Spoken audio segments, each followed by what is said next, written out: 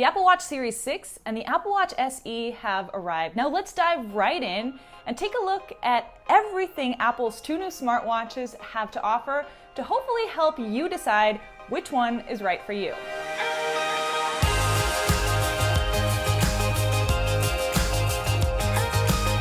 If you're looking for a full review, this is not it. I just got these Apple Watches a couple hours ago, and I'm taking a look at them for the very first time right alongside you. So that full review is gonna come later. Now, let's just start with what's in the box. Here are the bands, which I'll look at later. And here is the core of the new Apple Watch Series 6. Here it is, product red. There's the new sensors, the infrared sensors, which I will get to later. And even the digital crown is red, as you can see, but it's got black in the center. All right, I'm gonna set this aside and keep going with the Apple Watch SE. They do seem to come in a similar package. This is the first time that Apple is not including that charging brick in the box. And the Series 6 has the same thing.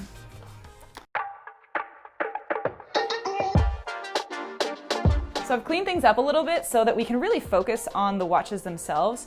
And I have them side by side. I'm not noticing any differences in terms of width, in terms of weight. They look a lot like what we've been seeing in the Apple Watch since the Series 4. And you do get that larger screen with the SE, that larger screen at least than the Series 3.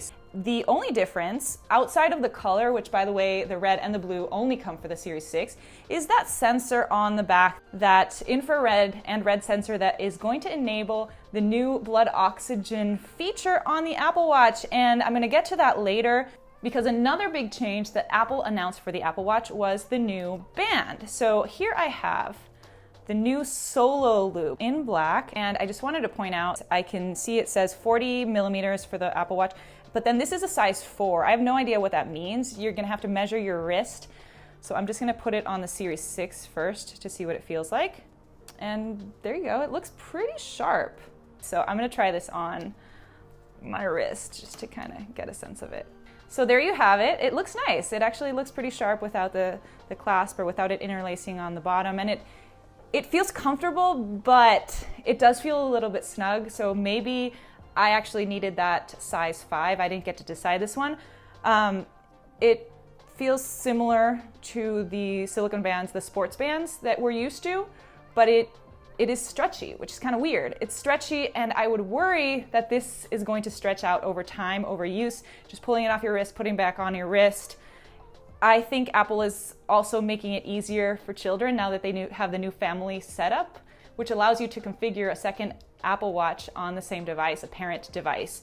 I will report back to see if I notice any stretching and how it feels throughout the day because it's kind of just early to tell.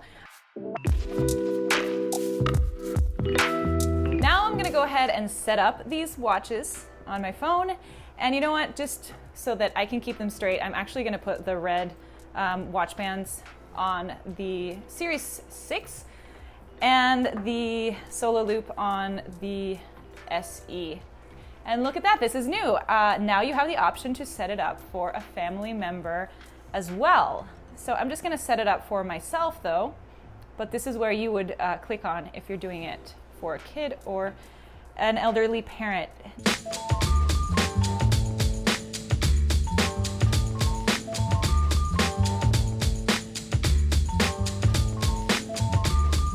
Okay, now it's getting interesting. Here's something else to note. This is new, the new blood oxygen app. So I'm being asked if I want to enable, and yes, I'm going to enable.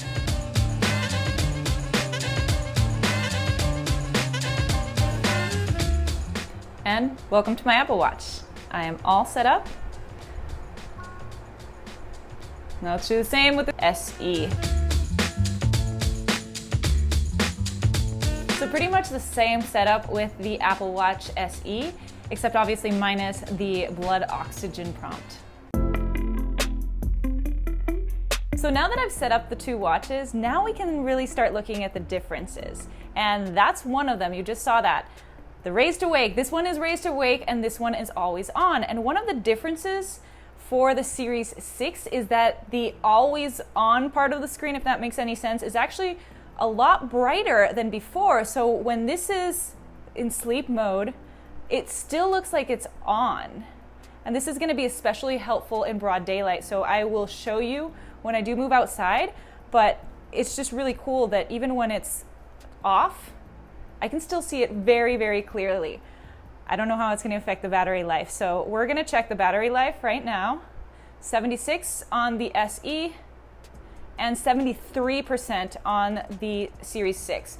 So it's already starting off at a little bit of a disadvantage. I'm just really curious to test it out to see if I see any glaring differences. And now I want to show you another new feature on the interface that actually affects both. So I'm just going to show you on the Series 6 over here. And it's the new watch faces. Let's take a look at all those new watch faces that they showed us. Here's the chronograph.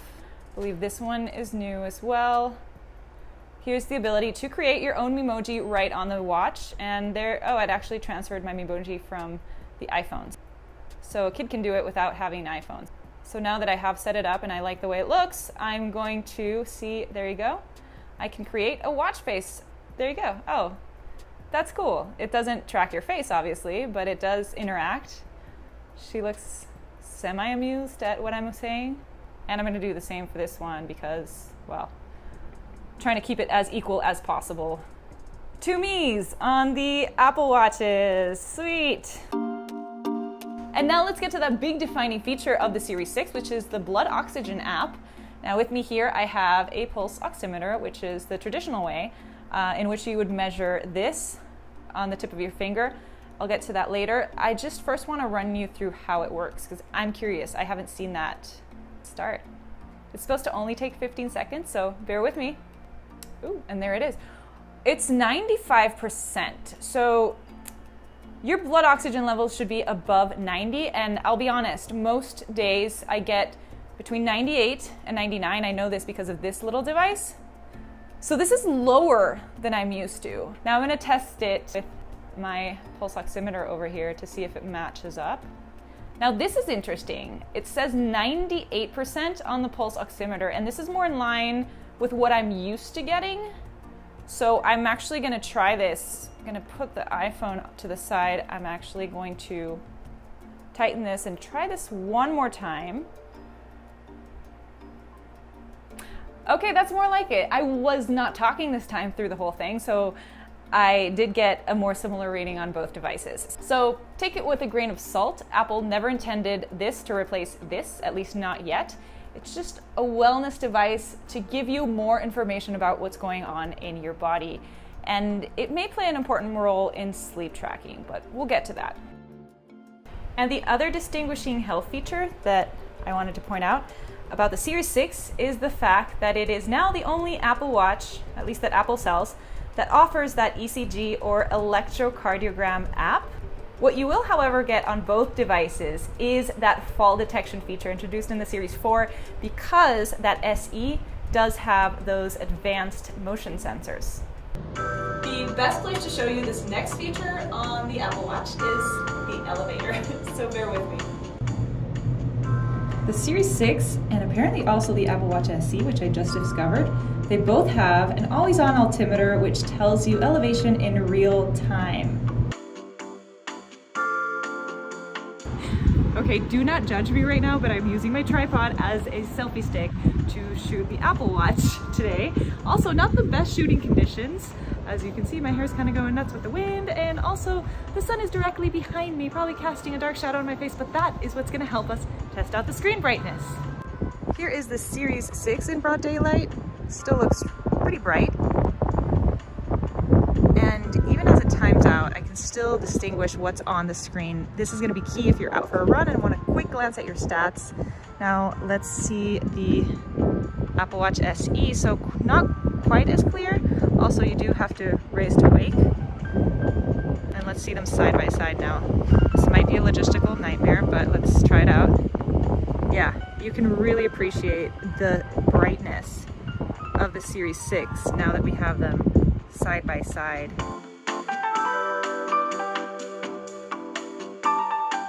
It is the end of a very long day of testing out the Apple Watches. And no, I'm not about to play you a song.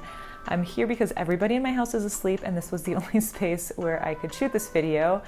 So I just wanted to give you my final thoughts. First off, I do owe you a battery check. And as you can see, the Apple Watch Series 6, it's not doing so well, but it's been a completely unfair competition because it is the flagship device. I've been using it a lot more for video and photography and just keeping that screen on a lot. So I'm gonna have to go back and redo this battery test one more time under normal circumstances and get back to you. There are things you can do to improve battery life, like take off that always on display. You obviously can't do that on the SE, and this one actually charges faster. So it charges in 1.5 hours to 100% versus 2 hours.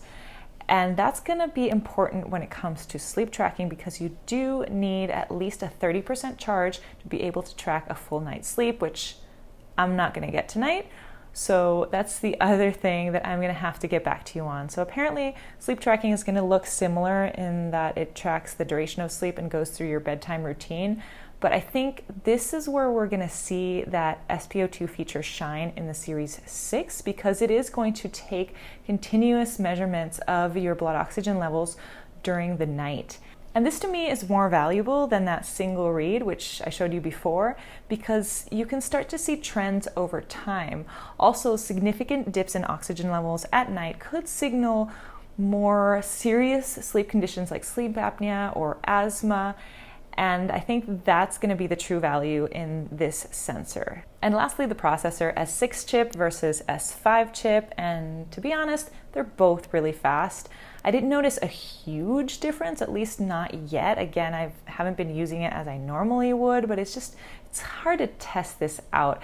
I was actually impressed at how fast the Race to Wake is on the Apple Watch SE. It was one of those things that I was kind of hesitant about going back to the Race to Wake because I'm spoiled with the always on display, and I didn't mind it as much as I thought I would because it is a lot faster than what I remember.